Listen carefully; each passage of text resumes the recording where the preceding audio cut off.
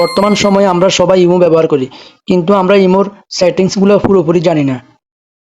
তো আমাদের পরিবারকে সুরক্ষিত রাখতে চাইলে, আমাদের স্ত্রী, ছেলে মেয়েকে সুরক্ষিত রাখতে চাইলে অবশ্যই আমাদেরকে ইমোর সেটিংসগুলো জানার প্রয়োজন।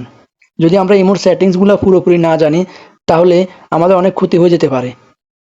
কারণ বর্তমান সময়ে ইমোর মাধ্যমে খুব সহজে একে অপরের সাথে অ্যাড হয়ে যাওয়া যায়। এর ফলে একটা যোগাযোগের সৃষ্টি হয়। তো আমরা অনেকে দেশের বাইরে থাকি, ব্যবসা বাণিজ্য করে থাকি, চাকরি করে থাকি। এক্ষেত্রে আমাদের ফ্যামিলি মেম্বারদের সাথে বহিরাগত লোকের একটা যোগাযোগ শুরু হয়। সো ভিউয়ার্স, এর থেকে উত্তরণের জন্য ইমোর কোন সেটিংসগুলো অফ রাখতে হবে আমি দেখিয়ে দিচ্ছি। আমার মোবাইল স্ক্রিনটি ফলো করুন। এরকম আরও ইম্পর্টেন্ট ভিডিও পেতে আমার চ্যানেলটা সাবস্ক্রাইব করে রাখতে পারেন, যা আপনাদের অনেক কাজে আসতে পারে। তো আমরা এখন আমাদের ইমোতে চলে যাব। আমরা ইমোতে চলে আসলাম। এরপর নিচে প্লাস আইকন আছে, এখানে ট্যাপ করে দিব। এখান থেকে মোর অপশন যেটা আছে এটাতে ট্যাপ করে দিব। দেন আমাদেরকে সিকিউরিটি অ্যান্ড প্রাইভেসিতে যেতে হবে। এখানে আমরা চলে আসলাম সিকিউরিটি অ্যান্ড প্রাইভেসিতে। এখানে নিচে স্ক্রল করে একটু নিচে আসতে হবে।